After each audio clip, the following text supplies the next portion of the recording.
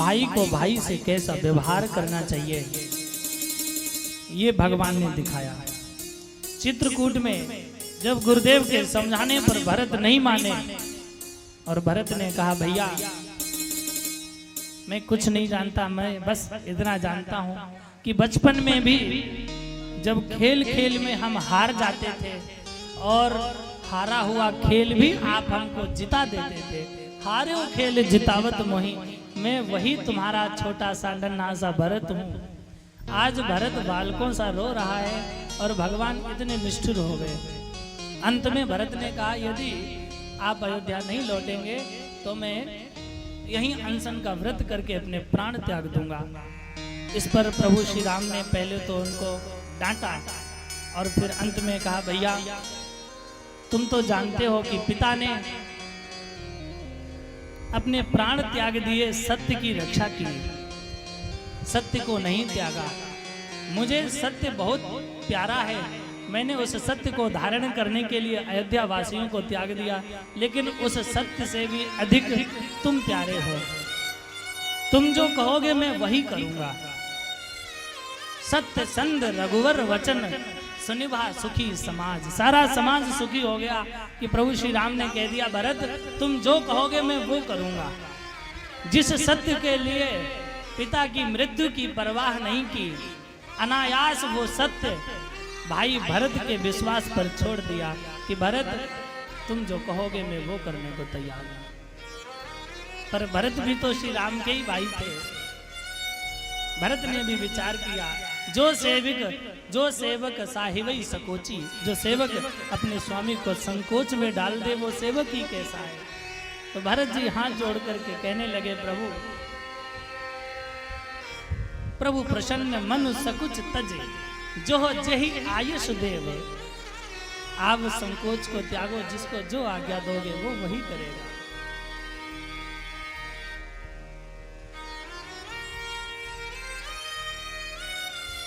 आपकी जैसी आज्ञा है मैं वही करूंगा, लेकिन मेरे लिए कुछ आधार मिल जाए।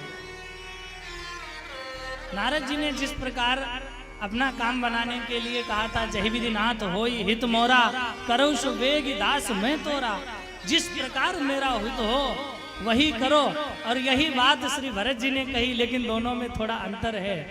भरत जी ने कहा था जही विधि प्रभु प्रसन्न मन होई, करुणा सागर कीजिए सोई, कि जिसमें आपकी प्रसन्नता है वो आप करें। यही तो भक्ति का तत् सुख सुखित्वम, अपने आराध्य के सुख में ही मेरा सुख है, अपने प्रियतम के सुख में ही मेरा सुख है। तत् सुख सुखित्वम गुण रहितम कामना रहितम प्रतिक्षण वर्धमानम, साच तस्मिन परम प्रेम रूपा भक्ति।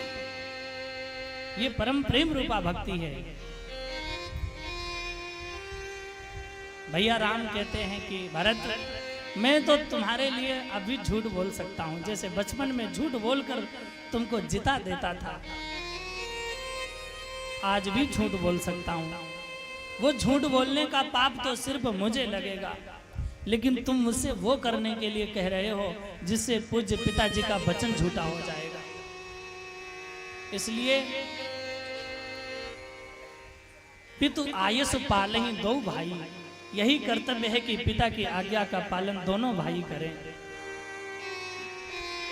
तुमको कोमल समझकर हम ऐसे कठोर वचन कह रहे हैं, लेकिन क्या करें, जब विपत्ति आती है तो भले भाई ही सहायक होते हैं, क्योंकि तलवार के वार से बचने के लिए अपने हाथ की ही सहायता करनी पड़ती है। भरत जी महाराज ने आधार मांगा तो पादुकाएं आधार में प्राप्त हुई और पादुकाओं को स्थापित किया।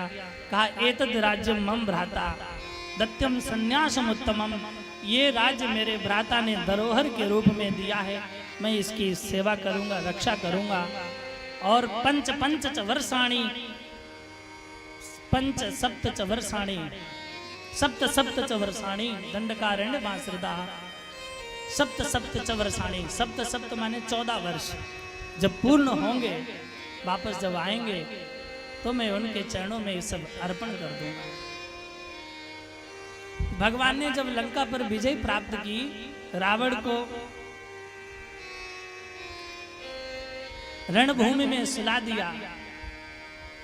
तब विभीषण ने आकर के कहा कि प्रभु मेरी इच्छा है कि आप कुछ समय तक लंका में रहें, मैं आपकी कुछ सेवा करना चाहता हूँ, मैं आपकी पूजा करना चाहता हूँ, आप सीता जी लक्ष्मण जी की मैं पूजा करना चाहता हूँ। इस पर प्रभु श्री राम ने जो कहा वो मनन करने योग्य है। हे राक्षस राज, मैं तुम्हारी भावना को समझता हूँ, परंतु इस समय मैं तुम्हारी बात नहीं मान सकता। मुझे भरत की बहुत याद आ रही है। चित्रकूट तक आकर जिसने मुझे वापस ले जाने का प्रयत्न किया था, अब उसके बिना मैं नहीं रह सकता। अगर अवध बीतने पर मैं गया तो उसे जीवित नहीं पाऊंगा। तोर कोस ग्रह मोर सब सत्य वचन सुन भ्रात, भरत दशा सुमिरत मोहि निमिष कल्प समझात। तुम्हारा जो कोश है वो मेरा ही है, परंतु भरत दशा सुमिरत मोहि, भरत को याद करते निमिष कल्प समझात। एक एक निमिष कल्प के बराबर बीतता है। निमिष किसे कहते हैं? निमी को जो गिरते हैं ना, निमी पलक पलक गिरते हैं, ये निमिष बोले जाते हैं। इन पे महाराज निमी का निवास है। अब आप विचार करें निमी कैसे रह लेते होंगे इन पे, और कैसे इनको यहाँ रहने के लिए स्थान दिया गया। जानते हैं नहीं जानते? चलो जान लो, क्योंकि आगे निमिष निमिष 2-3 बार आने वाला है, तो हम निमिष की कथा सुना देते हैं। महाराज निमि हमारे पलकों पर कैसे वास करने लगे, क्योंकि सुंदरकांड में भी हनुमान जी आएंगे तो निमिष निमिष करुणा निधि जाई कल्प संबीत, तो निमिष और फिर उसके बाद कल्प, क्योंकि सबसे छोटा जो समय है वो निमि और सबसे बड़ा समय है वो कल्प। जैसे आपकी भाषा में कहें सबसे छोटा है सेकंड और सबसे बड़ा है घंटा, है ना। घंटा से बड़ा तो दूसरा ही घंटा लग जाता है ना। महाराज निमि बड़े धर्मात्मा राजा थे। ये सूर्यवंशी ही राजा थे। इन्होंने वशिष्ठ जी से यज्ञ करने के लिए कहा, गुरुदेव हमारा यज्ञ करवा दो। तो वशिष्ठ जी ने कहा कि अभी तो हम देवराज इंद्र का यज्ञ करवाने के लिए जा रहे हैं, आप थोड़ी देर प्रतीक्षा करो, कुछ समय तक प्रतीक्षा करो, मैं उनका यज्ञ संपूर्ण करा के आता हूँ, फिर आपका यज्ञ कराऊंगा। परंतु इन्होंने सोचा कि शरीर का कोई भरोसा नहीं है, कब हमारा ये शरीर छूट जाए, समय का सदुपयोग होगा, ये अच्छा रहेगा कि ये अगर खाली नहीं है तो किसी और से करवा लेते हैं। तो वशिष्ठ जी तो चले गए, इन्होंने दूसरे ब्राह्मणों से यज्ञ करा लिया। वशिष्ठ जी जब वापस आए, विचार किया मेरा यजमान मेरे से न करा करके दूसरे से यज्ञ करा रहा है, तो क्रोधित होकर के तमाम बातें सुनाई और अंत में शाप भी दे दिया कि तेरा शरीर छूट जाए, तेरा पतन हो जाए। निर्दोष थे महाराज निमि, इन्होंने भी श्राप दे दिया। आप लोभवश ऐसा कह रहे हो गुरुदेव, हमने तो अच्छा ही काम किया, लेकिन आपको लोभ जाग गया, आपकी दक्षिणा कट गई, आप वहां भी दक्षिणा लेना चाहते थे और यहाँ भी। बात भी ठीक है, यदि तुम्हारा यजमान किसी दूसरे से काम करा ले तो क्रोध तो आएगा ही आएगा। भाई पुरोहित वशिष्ठ जी हैं, वशिष्ठ जी ने क्रोध किया, गलत नहीं किया। तो वशिष्ठ जी को भी श्राप दे दिया, तुम्हारा भी शरीर छूट जाए। वशिष्ठ जी योगी थे, तुरंत शरीर छोड़ दिया और फिर प्रकट हो गए उर्वशी के गर्भ से। परंतु निमि महाराज का जब शरीर छूट गया और जो वहां यज्ञ कर रहे थे ऋषि ब्राह्मण आए, तो उन्होंने कहा कि महाराज निमि, यदि आप चाहें तो हम आपको पुनः इस कलेवर में प्रविष्ट कर सकते हैं, आपको पुनः जीवित कर सकते हैं। तो महाराज निमि ने कहा नहीं, अब हम इसमें आकर के क्या करेंगे, हमारा जो उद्देश्य था वो पूरा हो गया, अपनी पूरी आयु का भोग करेंगे और अब आप पलकों पर निवास करेंगे।